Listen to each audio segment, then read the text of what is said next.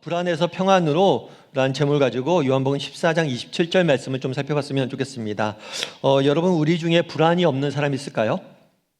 불안을 느껴보지 못한 사람이 있을까요? 아마 없을 거예요. 우리는 대부분 불안이라는 감정을 경험합니다. 겉으로 보기에 태평해 보여도, 겉으로 보기에는 만사형통처럼 보여도 누구나 내면에 남모를 불안을 안고 살아가는 것이 인간인 것 같아요. 최근에 제가 인사이드 아웃이라는 영화를 봤어요. 이 영화 같은 경우는 인간이 느끼는 감정을 다양한 캐릭터를 통해서 표현을 했습니다. 그리고 이런 감정들이 어떻게 상호작용하는지, 또 어떻게 상호작용하면서 우리의 자아와 인격을 형성한지에 대해서 영화가 자세히 다뤄놨어요. 그래서 영화를 많은 사람들이 이 영화를 보고 내면의 상태를 굉장히 잘 다뤘다라고 많이 극찬을 합니다. 실제로 보니까 이 영화를 만들 때 전문가들에게 엄청난 조언을 구했대요. 그래서 영화 시나리오 짤 때부터 전문가들 개입시켜서 다 조언을 구해서 만들었다고 그러더라고요. 그런데 이번에 2가 나왔어요. 2가 나왔는데 2의 내용은 이런 겁니다. 우리 마음에 불안이가 등장을 해요. 불안이가 등장을 하면서 나타난 내적, 외적 변화, 이런 것들을 묘사하고 있어요. 그래서 쭉 이야기를 해놨는데 공감이 되는 면들이 많더라고요. 그만큼 불안이란 것은 우리가 누구나 느끼는 감정이에요. 기쁨과 슬픔처럼 우리 안에는 누구나 보편적인 감정으로서 불안을 갖고 있다는 것을 우리가 알 수 있는 거죠. 그러면 여러분, 왜 인간은 불안을 느낄까요? 왜 우리는 불안을 느낄까요? 불안하고 싶은 사람은 없을 거예요. 불안하고 싶어서 안달나는 사람은 없을 거예요. 그런데 우리가 불안해요. 그럼 왜 불안할까요, 우리가? 무엇보다 우리가 불안해지는 이유는 뭐냐면 우리가 만나는 문제들 때문입니다. 우리는 이 땅을 살다 보면 크고 작은 문제들을 만나요. 그런데 이 문제들이 때로는 문제가 없는 사람 없는 거죠. 그런데 이런 문제들이 대부분은 뭐예요? 우리의 능력을 벗어난 거예요. 내 힘으로 해결할 수 없는 문제들이 많아요. 만약 인생의 문제를 만났어요. 내 힘으로 다 해결이 돼요. 그럼 불안해할 필요가 없죠. 근데 인생의 문제를 만나요. 그런데 대부분은 내 힘으로 해결할 수가 없는 거예요. 그러니까 우리가 뭐라는 거예요? 불안해지는 거죠. 저는 고등학교 때 친했던 친구가 있었어요. 1학년 때부터 해서 쭉 친했었는데 이 친구가 고3 때 고산병에 걸렸어요. 제가 고등학교 때만 해도 지금 뭐 정신질환이 여러 가지 우울증이다, 공황장애다 분류가 되지만 그때는 그런 분류가 없었어요. 그냥 막 애가 불안해하고 또 너무 우울증이 심해지면 고산병 이렇게 불렀어요. 그냥 고산병에 걸렸어요. 힘든 일이었죠. 그런데 되게 재밌는 일이 있었어요. 그건 뭐냐면 그 친구 고산병에 걸렸는데 그 친구 아버님이 누구셨냐면 서울대학교 심리학과 교수님이셨어요. 그리고 제가 물어봤어요. 야, 그럼 너 아버님한테 상담받니? 아빠가 난 안 된대. 그래서 아빠 후배 교수님한테 자기 맡겼다고. 그거 상담받는다고 그러더라고. 생각해보세요. 내가 전문가예요. 상담 전문가고 심리학 전문가예요. 그런데 내 아들의 심리적인 문제를 내가 쉽게 해결할 수가 없어요. 여러분, 우리가 어떤 분야의 전문가입니다. 어떤 분야의 능력이 있습니다. 그러면 내가 모든 문제를 해결할 수 있나요? 아니요. 천만의 말씀이에요. 우리가 특정 분야 전문가고 정말 내가 뛰어난 사람이지만 뭐예요? 해결할 수 없는 문제들이 많아요. 저도 마찬가지죠. 저도 목회자예요. 그렇지만 저의 기도 제목 중에 하나는 자녀들의 신앙 교육이에요. 제가 목회자지만 자녀들의 신앙 교육에 대해서 기도하고 염려하고 걱정할 수밖에 없어요. 왜냐하면 실제로 목회자들 자녀 중에서 교회를 떠난 사람들이 많으니까요. 여러분, 우리가 어떤 분야의 전문가고 아무리 능력을 키워도 뭐예요? 우리가 해결할 수 없는 문제들 우리는 너무 많이 만나요. 그러니까 우리는 뭐가 되는 거예요? 불안해지는 거죠. 그럼 또 우리가 왜 불안해질까요? 우리가 불안해지는 이유는 뭐냐면 불확실성 때문에 그래요. 인생이 너무 불확실한 것들이 많아요. 여러분, 내일 우리가 무슨 일이 일어날지 알 수 있습니까? 내일 여러분의 삶에 어떤 일이 일어날지 우리가 알 수 있어요? 없어요. 여러분, 우린 가끔 건강검진을 받죠. 건강검진을 받을 때 두려워요. 건강검진 받기 전날은 다 두려워요. 누구나 두려워요. 왜 두렵고 불안합니까? 혹시 내가 모르는 병이 생기면 어떡하지? 내가 지금 건강한 것 같은데 내가 알 수 없는 병이 나한테 있지 않을까? 불안해질 수밖에 없는 거예요.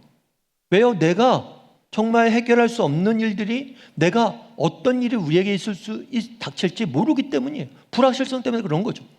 좋은 일도 마찬가지예요. 결혼을 합니다. 그런데 결혼하기 전날 밤 신랑 신부가 불안해지는 경우들이 있어요. 왜 불안해져요? 처음 경험하는 거잖아요.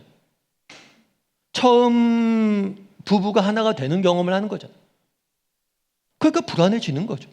불확실하니까, 내가 알지 못하니까. 최근에 네이버 웹툰이라는 회사가 나스닥에 상장을 했다고 그러더라고요. 근데 그 회사 상장했을 때 그 기업 가치가 4조 원에 달했대요. 4조 원. 어마어마한 거죠. 근데 이 네이버 웹툰이라는 게 그런 거잖아요. 결국에 만화를 만드는 회사잖아요. 제가 고등학교 때 만화방이 있었어요. 24시간 만화방 같은 게 생겨서 만화 열심히 봤거든요. 엄마가 맨날 만화방에 쫓아와서 이놈의 자식 막 하면서, 그때 저희 엄마가 만화를 보게 시켰어야 돼요. 그리고 만화를 그리게 했어야 돼요. 왜요? 만화 만드는 회사가 이렇게 성장할 줄 누가 알았냐고. 마찬가지로 지금은 굉장히 좋아 보여요. 지금 잘 나가 보여요. 10년 뒤에 그게 여전히 잘 나갈 것 같아요? 아니요. 10년 뒤에 뭐가 어떻게 될지, 어떤 직업이 없어질지, 세상이 어떻게 바뀔지 우리는 모릅니다. 그러니까 우리는 불안할 수밖에 없는 거예요. 지금은 안정적인 것처럼 보이지만 언제 이것들이 모든 것이 사라질지 모르니까 우리는 불안할 수밖에 없는 거예요. 또한 왜 우리는 불안할 수밖에 없냐? 이 불안이라는 것이 뭐냐면 반복되는 감정이기 때문이에요. 오늘 밤에 괜히 불안해져서 잠이 안 옵니다. 근데 잠이 안 오는데 잘 그걸 마무리했어요. 마음을 추스리고 깊은 단잠을 잤습니다. 그러면 문제가 해결되나요? 불안이라는 감정을 한번 해결한다고 얘가 해결되지 않아요. 그 다음에 불쑥 뭐라는 거예요? 불안해지는 거예요. 수시로 불안해지는 거예요. 그러다 보니까 우리는 계속해서 뭐라는 거예요? 불안에 시달리는 거예요. 그래서 우리는 끊임없이 이 불안이라는 감정을 안고 살아가는 것이 인간이란 거예요. 그럼 어떻게 해야 될까요? 이 불안의 문제를 어떻게 해결할 수 있을까요? 불안으로부터 우리는 어떻게 자유로워질 수 있을까요? 오늘 본문의 27절 말씀을 같이 한번 읽어봤으면 좋겠습니다. 같이 읽도록 하겠습니다.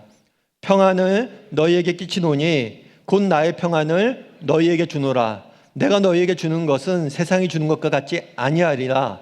너희는 마음에 근심하지도 말고 두려워하지도 말라. 예수님께서 이야기하는 거예요. 이 이야기를 하게 된 배경이 있어요. 이 이야기를 언제 했냐면 예수님이 십자가에 달리시기 전날 밤에 이 이야기를 하셨습니다. 내일이면 예수님이 십자가에 죽으십니다. 내일이면 예수님이 제자들과 헤어져야 돼요. 마지막 밤에 제자들을 모아놓고 식사도 하고 떡도 떼고 여러 가지 이야기를 하시면서 제자들을 위해서 기도해 주세요. 그리고 제자들에게 내가 너희에게 꼭 주고 싶은 게 있다는 거예요. 그건 뭐냐면 평안이라는 거예요. 내가 너희에게 평안을 주길 원한다.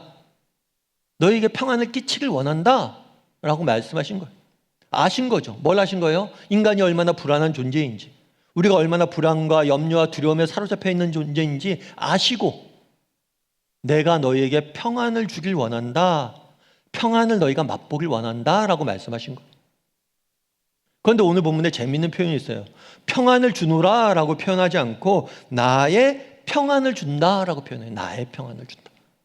그럼 왜 그냥 평안이라고 이야기하지 않고 나의 평안이라고 이야기했을까요? 왜 나의 평안이라고 이야기했을까요? 첫 번째로 나의 평안이라고 이야기한 이유는 뭐냐면 평안의 원천을 분명히 하기 위함이에요. 예수님께서 이야기하는 거예요. 나의 평안. 다르게 말하면 하나님이 주시는 평안을 누리라는 것. 내가 주는 평안은 세상의 것과 같지 않다라고 비교하시죠. 결국에 우리가 누려야 될 평안의 원천 어디냐?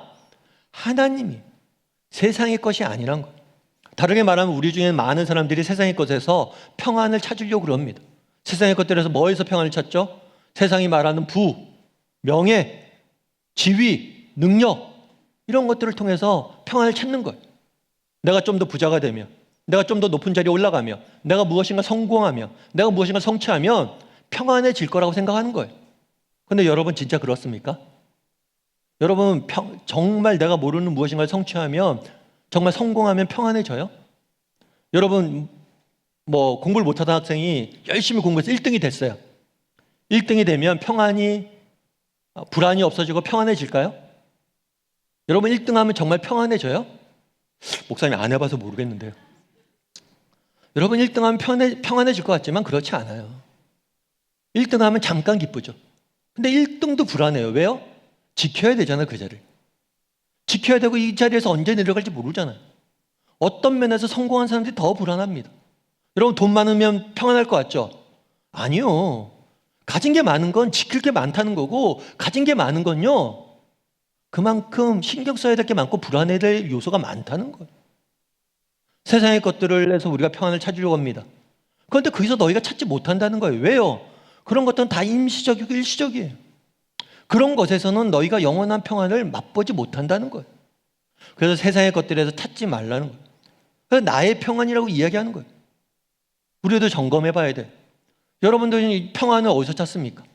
불안해질 때 무엇에 가서, 어디에 가서 여러분들 그 불안을 해소하려고 그래요? 세상의 것들을 웅켜쥐고 있지 않나요? 세상의 것들을 통해서 내 불안의 문제를 해결하려고 하고 있지 않나요? 그러지 말라는 거예요. 그러면서 또 나의 평안을 준다라고 말씀하셨는데, 이 나의 평안이라는 표현은 평안의 원천에 대한 이야기이기도 하고 또 한 가지 의미가 있어요. 그건 뭐냐면 예수님의 경험이에요. 내가 직접 경험한 평안을 준다는 거예요. 내가 가지고 있는 것뿐만이 아니라, 내가 가진 것을 줄 뿐만 아니라 내가 직접 경험한 걸 준다는 거예요. 예수님이 인간의 몸을 입고 이 땅에 오셨습니다. 인간의 몸을 입고 이 땅에 오셔서 인간이 경험하는 모든 인생의 문제들을 경험하셨어요. 그런 다음에 그 문제들과 고난과 역경 가운데서도 내가 느낀 그 평안, 이걸 내가 너희에게 준다라고 말씀하시는 거예요. 내가 경험한 평안이란 거예요. 제자들은 봤어요. 앞서 얘기했던 것처럼 지금이 어떤 상황이에요? 예수님이 십자가의 전날 밤이에요. 십자가에 달리기 전날 밤이에요. 죽기 전날 밤이에요. 죽기 전날 밤에 우리들을 위해서 기도해 주시고 떡을 떼시고 그 온화한 미소를 지으시고 평안을 잃지 않는 그 예수님의 모습을 본 거예요. 내가 죽음 앞에서도 이렇게 평안한 이 평안, 내가 누렸던 죽음 앞에서도 흔들림 없는 이 평안을 너희에게 주길 원한다. 너희도 맛봐라 라고 이야기하는 거예요. 그래서 나의 평안이라고 이야기하는 거예요. 예수님이 직접 경험하셨던 평안이기 때문이에요. 그러면 예수님이 경험하신 이 평안을 우리는 어떻게 누릴 수 있을까요? 어떻게 하면 우리는 예수님이 주시는 이 평안을 누릴 수 있어요? 첫 번째는 뭐냐면 동행이에요. 동행. 우리 요한복음 8장 29절 말씀을 한번 같이 읽어볼까요? 같이 읽도록 하겠습니다. 나를 보내신 이가 나와 함께 하시는도다. 나는 항상 그가 기뻐하시는 일을 행함으로 나를 혼자 두지 아니하셨느니라. 예수님께서 뭐라고 얘기해요? 나를 보내신 이는 하나님이에요. 하나님이 나와 함께 하시는도다. 하나님이 나를 혼자 두지 아니하셨다라고 표현합니다. 예수님이 누리는 평안의 원천은 뭐냐면 하나님이 나와 함께 하신다는 사실, 하나님이 나와 동행한다는 사실, 이 사실을 붙잡은 거예요. 이 사실을 주목한 거예요. 그러니까 뭐예요? 평안을 잃지 않는 거예요. 제가 아는 집사님이 있습니다. 이 집사님은 여자 집사님인데 남편 집사님이 검사님이세요. 검사다 보니까 검사는 한 곳에 오랫동안 머물지 않습니다. 계속해서 각각 지방에 발령을 내요. 왜냐하면 한 곳에 오래 있으면 유착관계가 생기니까, 지역 유지들과 유착관계에서 문제가 생기니까 계속 돌려요. 딴 사건을 맡게 쭉 돌리는데 한 번은 그러다가 지방에 이제 근무하게 됐대요. 지방에 근무하게 됐는데, 지방에 근무하다 보니까 이제 집을 마련을 했는데 집이 굉장히 낙후한 시골이었어요. 그러니까 빛이 없죠. 막 가로등도 많지 않고. 그러니까 밤만 되면 어둡고 무서운 거예요. 밤길 갈 때면 너무 무서웠대요. 그런데 그런 얘기를 하더라고요. 한 번은 아이가 있었는데 아이를 등에 업고 밤길을 걸어갔대요.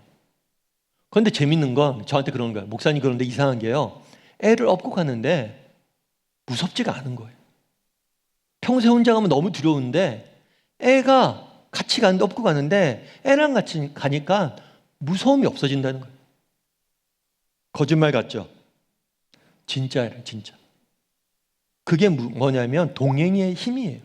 여러분, 우리가 힘들고 지치고 불안과 염려가 찾아왔을 때 정말 나와 함께 할 수 있는 한 사람, 그 사람만 있다면 우리는 뭐예요? 우리는 불안과 염려로부터 자유로울 수 있어요. 그런데 우리는 문제는 뭐예요? 정말 그 함께 하시는 그 사람이 없는 거예요.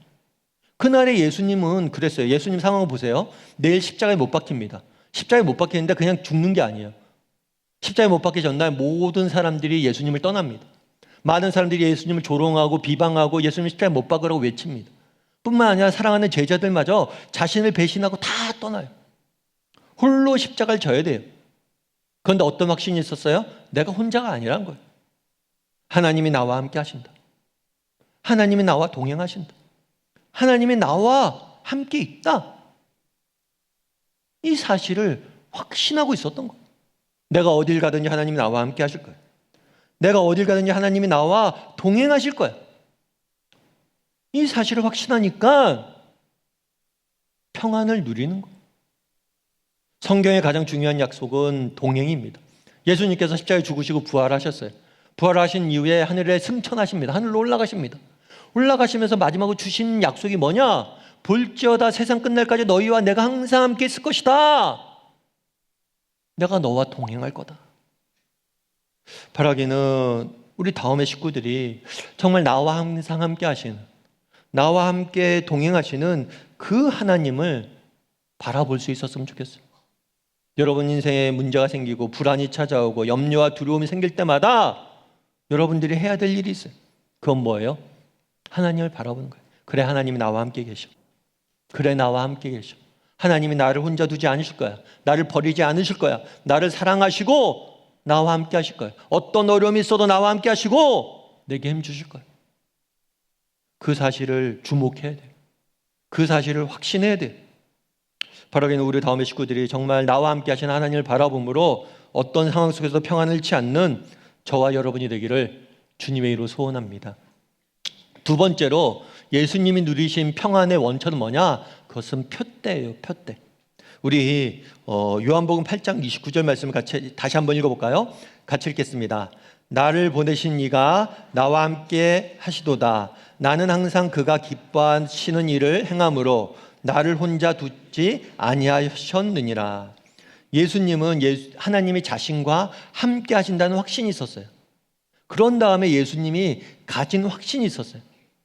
그건 뭐냐면 우선 오늘 본문에 보면 이렇게 됐죠. 나를 보내신 이, 하나님이 나와 함께 하신다고 표현하지 않고 나를 보내신 이가 함께 하신다라고 표현했어요. 그럼 왜 하나님이라고 표현하지 않고 나를 보내신 이라고 표현했을까요? 나를 이 땅에 보내신 분은 하나님이란 거예요. 그리고 하나님이 나를 이 땅에 보내실 때 특별한 목적과 계획을 갖고 나를 보내셨다는 거예요. 우리도 마찬가지예요. 여러분, 우리도 세상 사람들이 말하는 것처럼 우연의 산물로 우연히 이곳에 있는 게 아니에요.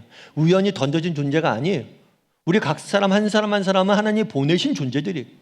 특별한 목적과 선한 계획을 가지고 우리를 보내셨다는 사실을 확신해야 돼요. 그런 다음에 예수님 뭐라고 그러냐면 나는 항상 그가 기뻐하는 일을 행한다. 예수님은 분명한 인생의 표대가 있었어요. 분명한 목표가 있었어요. 분명한 기준이 있었어요. 그건 뭐예요? 내가 하나님이 기뻐하시는 일을 해야겠다. 항상 어떤 상황, 어떤 형편에 있든지 내가 사나 죽으나 정말 인생이 평온하나 그렇지 않나, 내가 인생이 잘 나가나 그렇지 않나, 내가 성공했을 때라도 실패했을 때라도 동일하게 항상 어떤 형편에 있든지 내가 늘 뭐예요? 하나님이 기뻐하시는 일을 해야지 나는 목표, 표대가 있었던 거예요. 여러분, 우리가 이제 비행기를 탄다고 한번 가정을 해보죠. 여러분, 비행기 탈 때 제일 먼저 고려해야 될 게 뭘까요? 비행기 탈 때 제일 먼저 고려해야 될 게 뭐예요? 비행기 가격이죠. 가격 쌀수록 좋잖아요. 그래갖고 요즘은 가격 비교 사이트가 있잖아요. 그래갖고 어떤 사이트, 어떤 비행기가 제일 싼지. 그리고 또 뭘 고려해 봐야 돼요? 항공사. 그렇죠. 좋은 항공사를 타야지 항공기도 좋고 서비스도 좋죠. 좌석도 필요하죠. 정말 이코노미보다 비즈니스가 좋고 비즈니스보다 1등석이 좋고 좋은 좌석에서 여행하면 우리가 좋잖아요. 그런데 여러분들이 비행기를 고를 때, 비행기를 선택할 때 가장 먼저 고려하는 게 있어요. 그건 뭐예요? 목적지죠. 비행기 탈 때 뭐라고 그래요? 이거 어디 가는 거 맞아요? 묻잖아요. 비행기를 탈 때 제일 중요한 건 목적지예요. 여러분, 목적지도 모르는 채 비행기를 타는 것만큼 불안한 게 어디 있어요? 아무리 1등석 좋은 좌석이면 뭐합니까? 목적지를 모르는데. 그런데 오늘날 우리 사회가 하는 일이 그 일이에요. 오늘날 우리 사회는 절대적인 기준을 다 부인합니다. 모든 것을 상대화시킵니다. 절대적인 기준은 없다라고 이야기를 해요. 각자 알아서 하고 싶은 데 사는 게 인생이라고 이야기합니다. 우리가 어디로 가는지, 죽은 다음에 무엇이 기다리는지 신경 쓰지 말래요. 오늘을 즐기래요. 그냥 좌석만 1등석을 만들어 놨어요. 그리고 타래요. 어디로 가는지도 모르는데. 그런데 예수님은 분명히 알았어요. 내 삶의 목적과 방향과 내 삶의 끝에 무엇이 기다리는지 알았단 말이에요. 그리고 그것들을 바라보고 살아가는 거예요. 그러니까 불안해야 할 염려가 없죠. 뭐 어때요? 버스 탔는데 내가 목적지만 데려가면 되죠. 좌석이 없으면 어떻습니까? 서서 가면 어떻습니까? 좀 불편한 좌석이면 어때요? 비행기가 좀 흔들리면 어때요? 목적지에 데려다 줄 텐데. 예수님은 분명한 인생의 목적과 기준이 있었어요. 내가 항상 하나님이 기뻐하시는 일을 해야겠다라고 이야기한 거예요. 여러분, 구세군이라는 단체가 있습니다. 구세군이라는 단체는 평소엔 잘 모르는데 이제 겨울철 되면 구세군 자선 낭비가 있죠. 그래서 구세군 자선 낭비에 돈을 모으면 그걸 갖고 가난한 사람들 돕고 그래요. 이 구세군이라는 단체는 기독교 단체 중에 하나예요. 윌리엄 부스라는 목사님, 영국 목사님이 계셨는데 이 목사님이 사역할 당시에는 굉장히 가난한 사람들에 대한 편견이 심했어요. 차별이 심했어요. 심지어 교회에서도 가난한 사람들을 별로 좋아하지 않았어요. 그래서 그 사실을 너무 안타까웠어요. 이러면 안 된다. 교회가 보다 적극적으로 가난한 사람을 도와야 된다 해서 이 구세군을 시작한 거예요. 그래서 이 구세군을 시작하기가 쉽지가 않죠. 정말 돈을 모아서 사람들을 계속 섬기는 게 쉽지가 않아요. 자선사업이라는 게 쉽지가 않아요. 그런데 어렵게 해서 지금까지 잘 전 세계적인 단체가 된 거죠. 그런데 한 번은 그런 일이 있었어요. 어떤 일이 있었냐면 윌리엄 부스 목사님이 그렇게 열심히 일하는데 어느 날부터 눈이 잘 안 보이기 시작한 거예요. 그리고 나중에 병원에 가보니까 시력을 상실하기 직전이에요. 이제 장님이 된다고 이야기한 거예요. 여러분, 어느 날 갑자기 여러분들이 장님이 된다고 생각해 보세요. 얼마나 불안하겠습니까? 얼마나 염려하겠습니까? 가족들도 염려와 불안이 컸죠. 그랬는데 그 목사님 뭐라고 그랬냐면 염려하는 아들한테 그런 얘기를 한 거예요. 얘야, 걱정하지 마라. 내가 지난 몇 년 동안, 내가 살아온 지난 세월 동안 하나님이 눈을 주셔서, 건강한 눈을 주셔서 눈을 뜨고 하나님을 섬겼다면 이제 눈 감고 볼 수 없는 상태에서 하나님을 섬길 방법을 찾으면 된다. 무슨 얘기인지 아시겠어요? 이 목사님의 분명한 목표가 있어요. 나는 하나님을 섬길 거다. 내가 눈을 떠 건강한 몸을 주셔서 건강히 하나님을 섬겼다면, 내 건강을 뺏어간다면 그럼 건강하지 않은 상태에서 섬기면 되잖아. 기준이 있으니까 불안하지 않아요. 기준이 있으니까 염려하지 않아요. 왜요? 내 기준은 변하지 않아요. 기준이 변하지 않는데 환경이 변한다고 왜 변합니까? 실패하면 어떻습니까? 실패한 상태 섬기면 되지. 성공한 사람들은 기뻐 받으십니까? 아니라는 거예요. 예수님은 분명한 기준을 갖고 계셨어요. 삶의 방향과 표대가 있었어요. 여러분, 왜 우리가 불안할까요? 여러분들도 불안을 좀 느끼잖아요. 두려움과 염려가 찾아오잖아요. 그러면 여러분들 한번 정직히 물어보세요. 나는 왜 불안해하지? 염려하고 왜 걱정하지? 혹시 내 표대가 흔들려서 그런 거 아닐까? 내가 기준이 없이 인생을 살아가서 그런 건 아닐까? 내가 방향을 잃어버려서 그런 건 아닐까? 여러분이 한번 돌아봐야 돼요. 여러분이 우리 지난 21일 동안 말씀의 21일을 했습니다. 왜 했어요? 매일 아침에 말씀을 보면서 표대와 기준을 다시 한번 세우는 거예요. 점검하는 거예요, 날마다. 그랬을 때 우리는 흔들리지 않고 불안으로부터 자유로워질 수 있는 거예요. 바라기는 우리 다음의 식구들이 여러분이 정확한 나는 기준이 있는 사람인가? 방향이 있는 사람인가? 표대가 있는 사람인가? 이게 흔들려 버린 게 아닐까? 한번 점검해 보세요. 자녀를 위해서 염려합니다. 자녀를 위해서 염려하는데 왜 염려할까? 혹시 기준이 무너졌기 때문 아닌지 한번 돌아보세요. 그래서 기준을 바로함으로 예수님이 주시는 평안을 누리는 저나 여러분이 되기를 주님의 이름으로 소원합니다. 마지막으로 예수님이 누리신 평안의 원천은 뭐냐? 그건 기도예요, 기도. 우리 마태복음 26장 44절부터 45절까지 말씀 같이 한번 읽어볼까요? 또 그들을 두시고 나아가 세 번째 같은 말씀으로 기도하신 후 이에 제자들에게 오사 이르시되 이제는 자고 쉬라. 보라, 때가 가까웠으니 인자가 죄인의 손에 팔리느니라. 예수님께서 뭐라고 얘기하냐면 나의 평안을 주겠다라고 이야기를 합니다. 그런 다음에 예수님이 하신 일이 있어요. 그런 다음에 기도하러 가십니다. 제자들은 봤어요. 뭘 봤어요? 나의 평안이 뭔지를. 정말 예수님께서 기도하십니다. 3번에 걸쳐서 기도했다고 그래요. 이 성경에서 3이라는 건 완성수예요. 그러니까 3번 기도했다는 것은 완전히 온전히 기도했다는 거예요. 그리고 3번 기도한 다음에 뭐라고 그래요? 제자들에게 야, 자고 쉬라. 평안을 누려라. 때가 왔으니 내가 죄인의 손에 팔리리라. 이제 죽으러 가면서 뭐라고 얘기해요? 쉬어라. 평안을 얻어라. 평안을 구해라. 예수님이 이 기도를 마친 다음에 얼마나 담대히 죽음을 맞이합니까? 얼마나 평안을 잃지 않아요. 결국에 이 평안의 원천 어디에 있었습니까? 바로 기도에 있었어요. 기도. 그럼 우리의 문제는 뭘까요? 우리의 문제는 뭐냐면 기도하지 못하는 거예요. 왜 인생이 불안해집니까? 우리가 기도하지 못하기 때문 아니냐는 거예요. 그날의 제자들이 예수님 그들을 두시고 나아가사라고 되어 있잖아요. 이 그들은 제자들 중에서 베드로와 요한과 야고보예요. 12제자. 이들이 누구예요? 정말 예수님에게 3년 동안 훈련받은 사람이에요. 그리고 베드로와 요한과 야고보. 이 12명 중에서 수제자급이에요. 수석이에요, 수석. 근데 그 친구들에게 기도하라고, 나와 함께 기도하라고 말씀하시고 당부하고 기도하러 가세요. 그런데 3명은 뭐 했다고 그랬어요? 잤다고 그랬어요.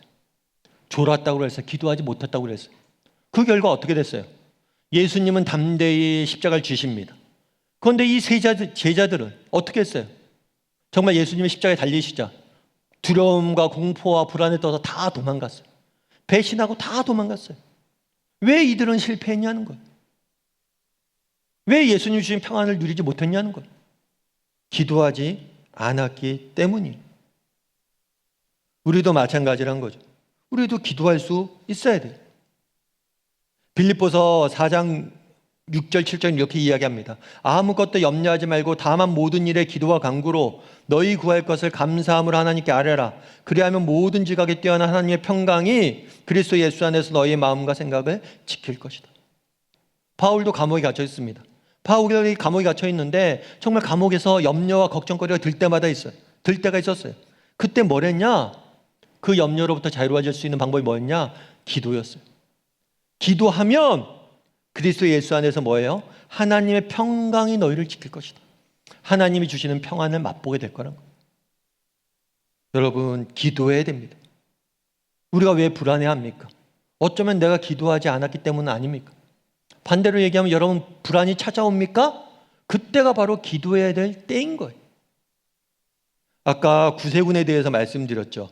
이 구세군이 이제 영국에서부터 시작됐는데 영국에서 이제 런던에서 시작돼서 딴 도시로 이렇게 옮겨져 갔어요. 근데 리즈라는 지역이 있어요, 영국에.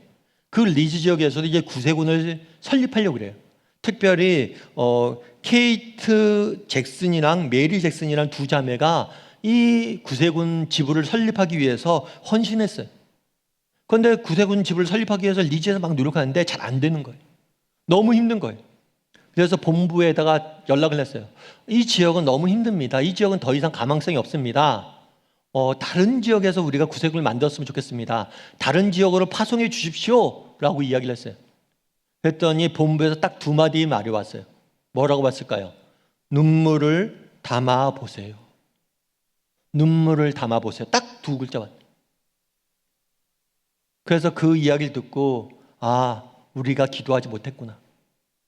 그래서 기도했대. 눈물을 정말 담아봤대. 그랬더니 나중에 이 리즈 지역에서 리즈 지역에 있는 구세군 전체 영국 지역에서 제일 큰 구세군이 된 거예요.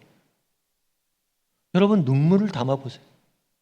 그날에 예수님께서 십자가 달리기 전날 밤 겟세마네에서 눈물이 정말 피처럼 흐를 정도로, 땀이 피처럼 흐를 정도로 기도했다라고 이야기했어요. 그리고 나의 평안을 주노라 라고 이야기를 했습니다. 여러분, 정말 눈물을 담아봤으면 좋겠어요. 여러분, 불안이 찾아옵니까? 세상의 염려와 걱정이 찾아옵니까? 그때가 눈물을 담을 시간입니다. 정말 하나님 앞에 나아가 기도함으로 정말 하나님이 주시는 평안을 맛볼 줄 아는 저나 여러분이 되기를 주님의 이름으로 소원합니다.